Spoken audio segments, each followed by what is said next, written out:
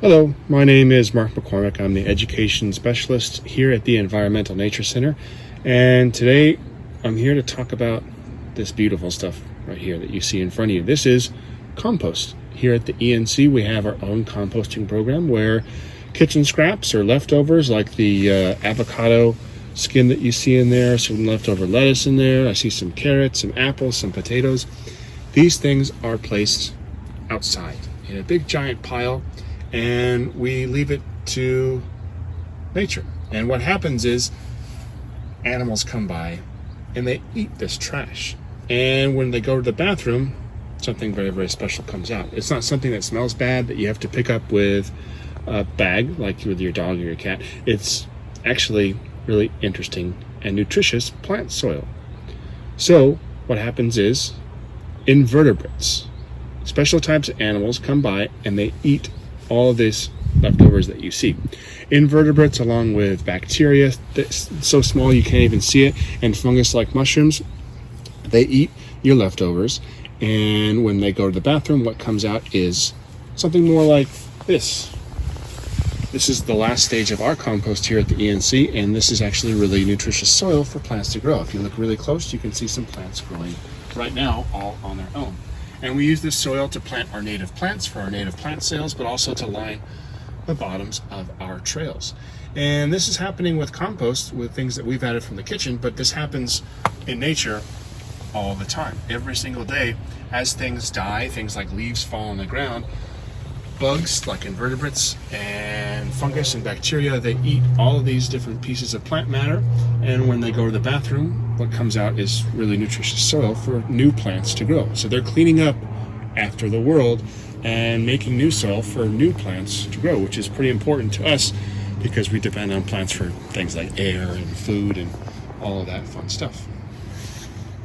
Now, when I'm talking about fungus, bacteria, and vertebrates, I'm talking about things that are very, very small. Animals which are really, really small. Some so small you can't even see it. But the last category of animals that we were talking about, invertebrates, those ones usually you can see, and some people are even kind of grossed out by them. One example of an invertebrate is my friend here. This is Ringo, and Ringo is a death feigning beetle. Death feigning beetle, that sounds like a pretty scary name, right? Usually with things with the word death in it, that's kind of scary. But actually, it just means that he likes to play dead. Feigning is a special word for acting.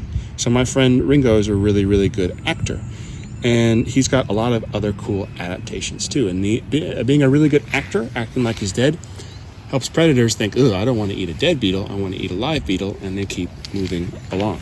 So he's such a good actor that he'll stick up all 6 of his legs up in the air, he'll roll onto his back, and he won't move, sometimes for up to an hour. And it even fools some of our naturalists like myself. I've been fooled before and thought, uh-oh, is Ringo, our animal ambassador friend, no longer alive. But usually if you wait for a few minutes, he'll start to move again. You can also notice his blue colors. It's not the kind of color that the darkling beetles are that live around here in Orange County. His blue colors are really interesting because they're specially adapted to live in the desert, mostly the Mojave Desert, and it gets really, really hot there. When it gets hot and dry, here in Orange County, we usually get hot and dry lips, right? So you put on chapstick. My friend has chapstick. He makes his own chapstick, and that's what that blue hue is that you see.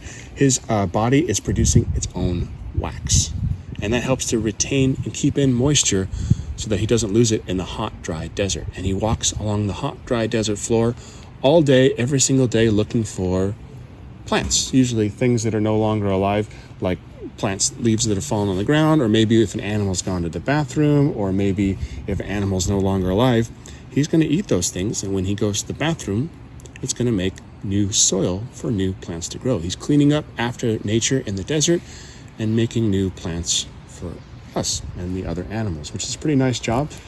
But what makes an invertebrate? My friend belongs to this group of animals called invertebrates. And basically, invertebrate means that you don't have a backbone or a vertebrae. If you feel along your back, you can feel your spine, super important. It protects your spinal cord, keeps you upright. These animals don't actually have a backbone. What he has instead is, well, you see that shell that he has? Those are his bones. You're looking at his bones. His bones are on the outside. Scientists call that an exoskeleton.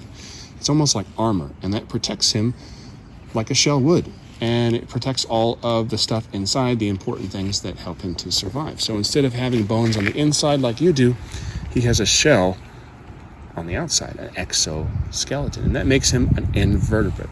Other animals without spines that are called invertebrates include things like worms or cockroaches or spiders, things like that. They don't have a backbone. And so invertebrates, like my friend Ringo, and bacteria, stuff so small you can't see it, and fungus, like mushrooms, they are the things that will break down dead stuff, dead matter, and turn it into new soil for plants to grow. And we have a name for this special group of animals. They're called the Decomposers. They're constantly breaking down plant matter, animal matter, dead stuff, and turning it into really healthy, nutritious soil, which is pretty important for us. If it weren't for animals like my friend Ringo, when you're walking around outside, you would have to be swimming through dead piles of dead leaves and dead plants and dead animals. It would be kind of gross. So maybe you might think that roly-poly or an ant or a beetle is gross, but they're actually one of the most important animals on planet Earth, a decomposer. Decomposers are all sorts of different animals that only eat one thing, dead stuff. Maybe a leaf that's fallen on the ground, or that avocado skin that you saw in the compost, or an animal that's no longer alive. They eat this dead stuff and they turn it into new plant soil. And the decomposers are super, super important.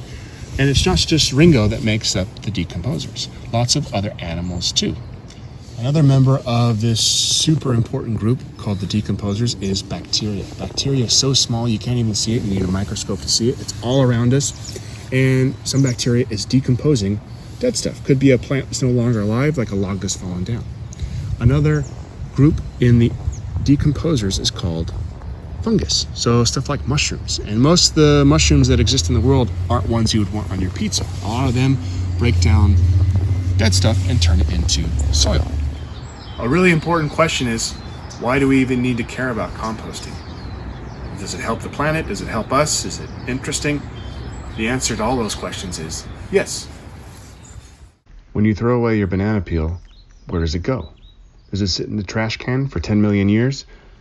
No. You take out the trash and eventually someone comes along in a big giant trash truck and puts all of your trash into their truck. Then they drive all the way out to a landfill, a big giant mountain of trash. Then your trash just sits there and decomposes. But this process causes lots and lots of heat, so it's too hot for many of the decomposers we've already talked about to live inside of a landfill. So your banana peel sits at the landfill for years and years and years, taking up space and decomposing very, very, very slowly, up to 2 years. A head of lettuce can even take up to 25 years to decompose in a landfill. As all of this trash is slowly decomposing and rotting, it gives off a gas called methane. All of this methane acts like a giant blanket for the earth, trapping in heat instead of letting it escape. This makes the earth warmer, and it starts to get sick, just like when you get a fever.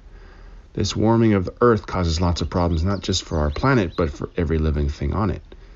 But if you take your banana peel, apple core, or leftover carrots and put them in the compost, the decomposers will come along and your trash will become soil in just a few months. This helps our planet and the animals on it. This especially helps animals that live next to landfills, like one of our animal ambassador friends that you may have met before. Say hello again to our friend Waffle. We've already probably met Waffle before. She's one of our most famous animal ambassadors. And if you remember our earlier video where we talked about some of her adaptations, you may remember that we talked about one of the reasons why she's endangered. And it has to do with composting. As we send more and more trash to our landfill to sit there for many, many, many, many years, our landfills start to fill up. And we're running out of landfills around here in Southern California, so we're sending our trash out to where Waffle lives and where she's really well adapted to live, in the Mojave Desert.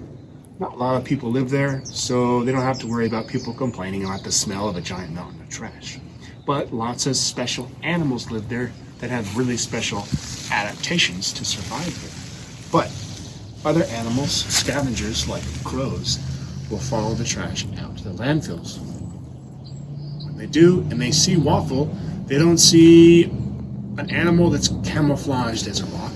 they see a really slow moving lunch or dinner.